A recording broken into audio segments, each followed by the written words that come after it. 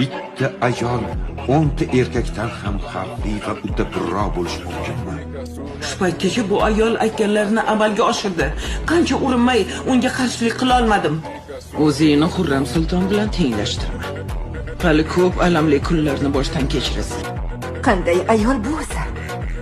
Hech nima qilib bo'lmaydi uni. Bir kun kelib dunyoni u boshqarsa hayron bo'lmayman. Butun olam qarshingizda tiz cho'kadi. Dunyoni siz boshqarasiz qiladi. Xurram Sultonning zaif tomonini topdingmi? Afsus, rais.